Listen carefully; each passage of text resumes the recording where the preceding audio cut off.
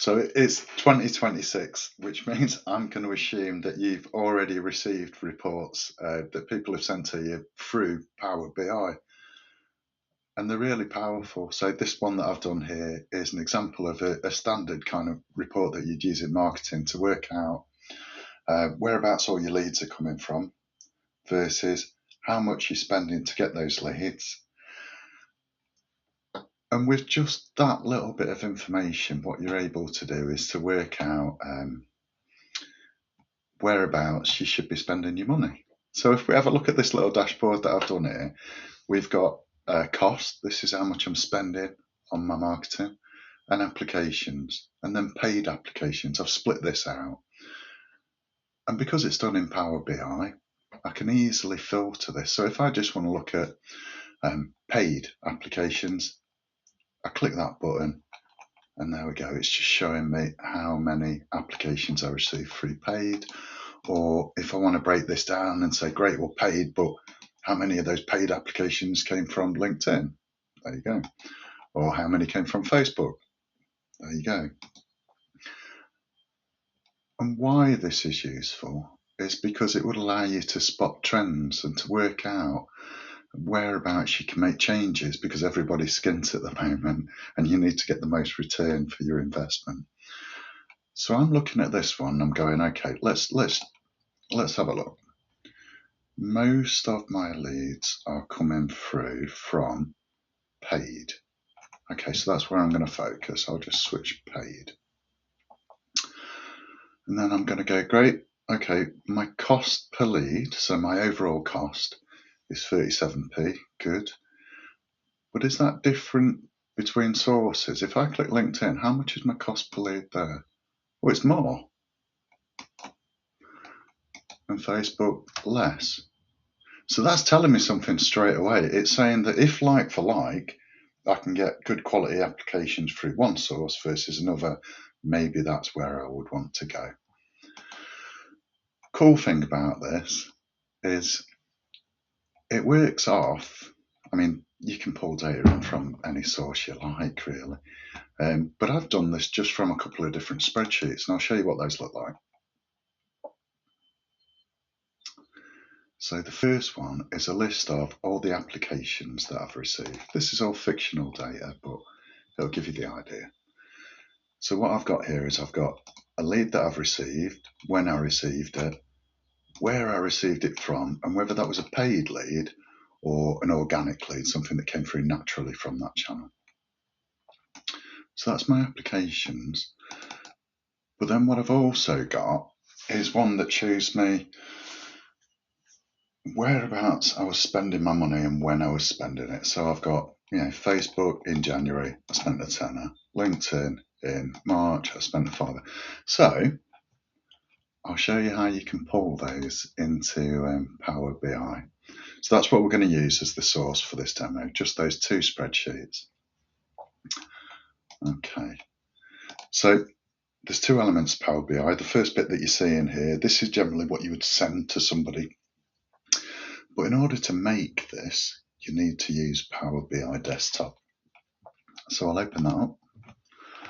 If I just search Power BI, when I bought this machine, it didn't have Power BI Desktop installed on it. It was a new machine, but it takes a couple of minutes to do. It's likely that you would already have that. And if you don't already have it, you can speak to your IT department and they'll be able to sort it out for you. So, right, because I want this to be a very quick demo, I'm going to show you my report, the one that I've built, and then we're going to do a few things together and you'll be able to follow along. So this is the thing that you just saw, and this is Power BI Desktop, and I'm able to click through and I can change the formatting of things. I've got all sorts of different options. We'll go through those in a minute. All you need to know at the minute is that you need Power BI to get it installed. Right, now let's build our first report. This will only take a couple of minutes.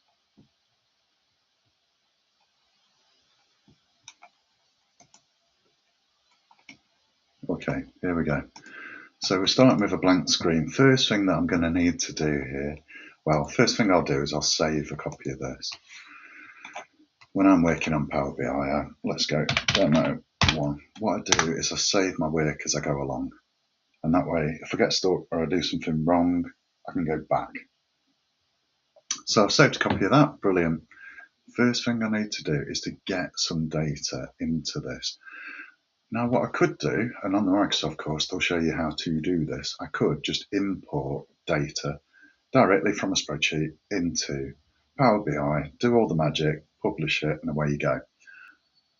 But my report, I want it to be special. I want it to be that whenever the Excel files get updated, my report automatically gets updated. So I have to bring it in a very special way. I'll show it you. It's easy. What I'm going to do is I'm going to open up the first spreadsheet and I'm going to go to File, Info, and I'm going to click Copy Path. And then in Power BI Desktop, where are we? Here we are. I will go Get Data, Web. And I'm going to paste into that box the path that I just copied. Now, this is a bit of a gotcha. This won't work. If I click Go now, it won't work. What I need to do is at the end of this string here, I've got question mark web equals 1. I just need to delete that. I don't even know why, but I do know that if you don't do that, it won't work. So I've done that now. And here we go, look. You can see Power BI has found that within that sheet, there is a tab called Applications. And that's what I want. So I'm just going to go Load. And if we look over here in a second, you'll see that that data will have loaded into this model. Brilliant, I've got it. Okay, I'm just going to quickly pull in the other one as well because we're going to need both. Oh dear me. So same thing again, I'll go File, Info, Copy Path, and I can close that down there. And then I go Get Data, Web. And same thing again, when this little box comes up, I'm just going to get rid of the question mark web equals 1. Click OK. Yay. And I can select my data, click Load, and it's in my model. Doesn't seem like you've done very much there, but you have. Because I'll show you a couple of things that you can do right off the bat. If all you're wanting to do is to display that data and have it so that you can share a link with somebody that they can load it, here's how you do it. So I'll go Table, and let's say from this applicant, I'm going to put in a list of all the, there we go. So I've got all the emails. What I'm doing here is I'm selecting what I want to appear in this table graphic. Brilliant, done. And I'll do the same thing for channel spend. So I'll just click Table. And what we'll show is we'll show how much have we spent, when did we spend it, and that'll do. Oh, we'll put paid and not paid on. All right. Cool, cool, cool. So that's done. Okay. Now, I'm going to put on a little filter onto this, and we'll come back to this in a minute. And I will say filter this by source. And it shows me Facebook and LinkedIn. We'll come back to that. Because at the moment, I just want to make this report available to people. And to do that, I'm going to go Publish. Publish to Power BI. I'll click Save.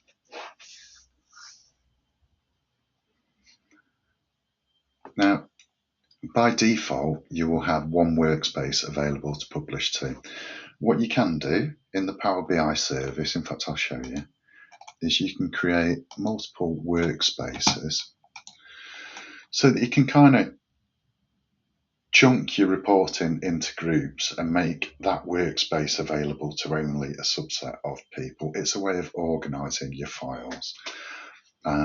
And you'll need to do that if you want to share this out with people. To do that, you just go new workspace, give it a name, and then when you click on publish within Power BI, it will be on this list. But for now, I'm just going to publish that to my workspace because I just want to show you how easy it is to get started. Cool, there you go. So you've done your first Power BI report. I don't know how long that took, probably about 3 minutes, and you're away. I could now share that with whoever I wanted, and they would see that report. But this is important. That report would not update automatically. To make this so that it automatically updates when the source updates, I need to do a little thing. And I'll do this by just going into workspaces so you can see it. So when I published this demo report, it did a couple of things. First thing it did is it published the report, you see there, but it also published the model. That's the data that sits behind the model. And at the moment, that isn't set to automatically refresh. We're going to change that. And we'll change it by clicking on these three dots. Okay, let's click share. And I will go down to settings. I'll see if I can make my head a bit smaller so I don't interfere with any of this I'm showing you. There we go. So I clicked on data source, and now what I need to do is click on this data source credentials bit just to make sure that it's all linked into my account. Remember, that data is saved on my OneDrive. If, and this looks like it's going to work fine, if that didn't work though, you would see a little symbol here with an exclamation mark, which is basically saying that this Power BI service isn't connected to that data source. And if you wanted to connect it to the data source, you would just go edit credentials, you would provide it with, you click on sign in, and then that would allow a link between this data service and your underlying report. Long story short, just make sure that you haven't got any exclamation marks here. Now what we're going to do is make that report automatically refresh, and we'll do that by clicking on this refresh button here. And you can see here, what I can do is I can select a schedule where this report will go back to the Excel, pull all that data and make it available to the viewers. And to do that, I just tick on. It's dead easy. And I say, when do I want that to update? And apply.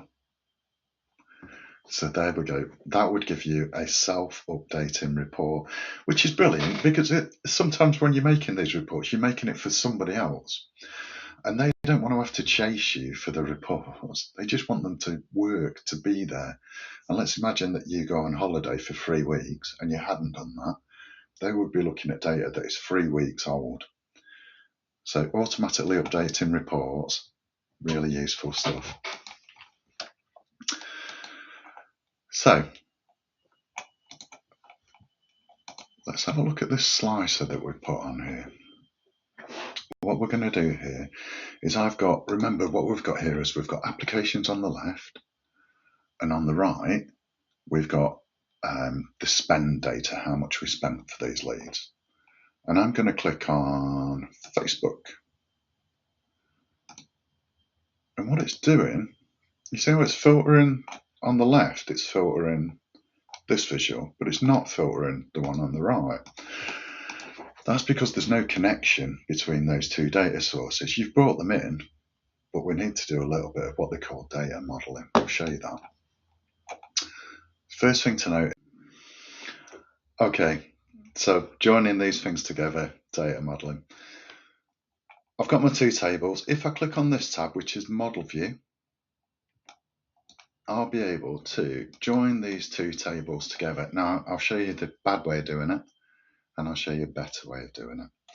What I can do is I can just go from there to there, because in both of these things, in both of these tables, I have got a source, and the sources are the same. So I'm just going to go save, and we'll see how different my report is now. If I click now on Facebook, boom, it filters both of these reports. And if that's all you need to do, just do that. It's quick, it'll work, and you can publish it. But probably a better way of doing that would be to create yourself what they call a dimension. And we'll do this. So I'm going to use this little bit of code here, which I'll share, to create a table that can sit between these two. And how I'll do that, I will go new measure. In fact, I'll go new table. Bear with. Boom. What have I just done? I've just created a new table that looks at the other two tables. It joins them together and it pulls out the unique values. So in the applicants table, we had Facebook and LinkedIn. In the channel spend, we had Facebook and LinkedIn. But with this distinct union, I have got a table that just contains LinkedIn and Facebook. This is kind of best practice for doing this sort of thing. So what I'm going to do is I'm going to get rid of that old relationship, boom, and put this between these two. So I'm going to go source to source and source to source. And now what I'm going to do is go back to this little slicer that I've got, and I'll change it so that instead of looking in the applications, it looks at this new dimension that I've created. Source. There we go. So it looks like it's doing the same thing, but honestly, this will save you a lot of time later on. Let's do another one. What we need to do is to give people the ability to filter this by date. But we've got a couple of instances of date. We've got dates that are in the leads and we've got dates that are in the channel spend, and there's not really a join between those two. So we need to do another table, which is a list of all the dates that are contained within our model. And there's an easy way of doing that and a best way of doing it. So I'll show you this. What we'll do is we'll create a table that's called dates, and we'll go equals calendar auto. Boom. And if all you want is just a table full of dates, there you go. You've got one. And you'll now be able to, let's change that into being a slicer. You'll now be able to filter your report using that slider that you've just created. But if I have a look at this, I'll get rid of these quarters off here. I don't need days on it. But that's got the whole of 2025 and the whole of 2026, but there aren't actually any dates in my data that go up to the whole of 2026. So there is a better way of creating a date slicer. And I'll show you this.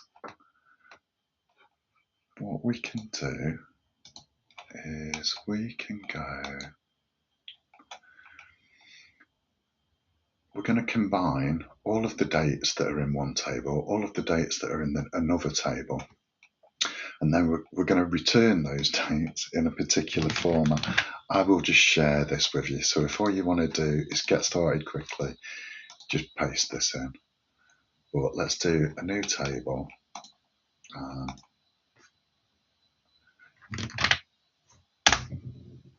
Boom. Now we'll have a look at the difference between these two. So when I've just done that months table now, it has only got the dates that are in my data. So we go back to our modelling piece and we can use this months to join up. We'll get rid of that old dates table.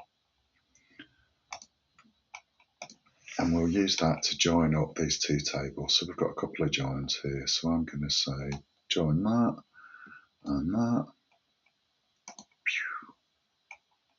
And join that and that.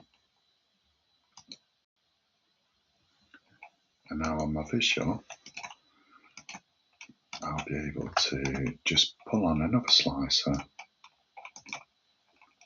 and we'll make that use that dates table that we just created. So now I can filter both of those tables using that. Now, you've really got a lot of information there to go at. So last quick piece that I'm going to show you is how we can do a thing called measures. And what I want to do here is I want to calculate totals on the fly. So let's do that.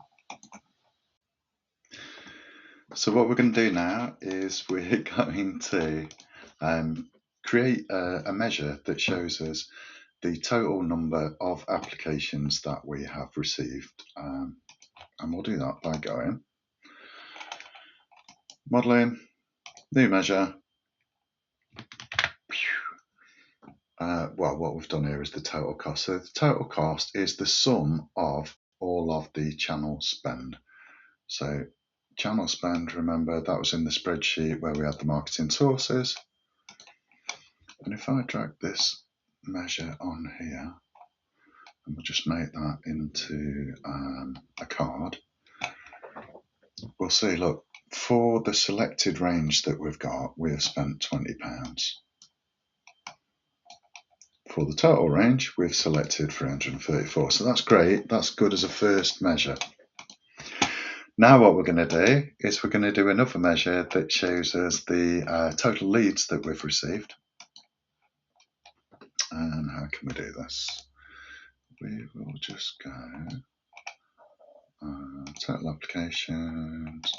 Okay, so total applications, I'm just counting the number of applications that I've got. So I'm going to go modeling, and then I'll go new measure. So the total applications counts the rows that are in applications. Okay, let's see what that looks like.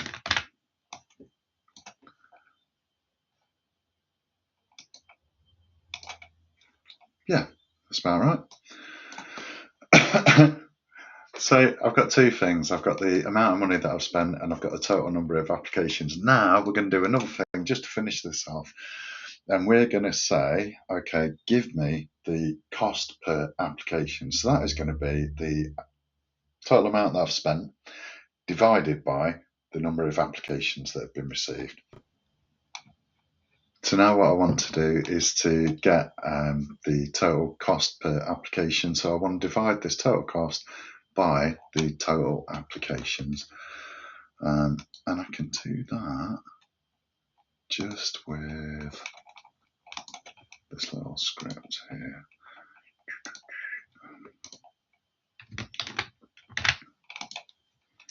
And I'll show you what that means in a minute. So I do a new measure. So what are we doing? We're getting the cost per lead, which is a division of the total cost, which is what we just created, divided by the total applications. So now hopefully I will be able to see how much it is costing me to get an application. Oh, there we go, 32p, lovely stuff. And I can change that, so it's showing me the LinkedIn cost per application versus the Facebook cost per application. Look, that's all I'm going to share with you for now, because this is already running into about 30 minutes worth of video. What I would say is, with the stuff that I've already shown you, to get from there to this finished dashboard is really just replication of the bits that you've already seen. Granted, my model's a bit more complicated and I've got a few measures set up, but honestly, just get started with this. What I do when I get stuck is, and top tip for you, is if you do a screenshot of what's on your screen, paste that into Copilot, tell it exactly what it is that you're trying to do. Then when you're writing formulas, it will normally come back with if you want to do this and you want to do it in the quick way, here's the code. If you want to do it in the best way, here are the steps. And to go from creating those Excel files to making this dashboard to recording this video took me about 2 hours. So that's how long it'll take you to set up automated reporting. Good luck with it. Let me know how you get on.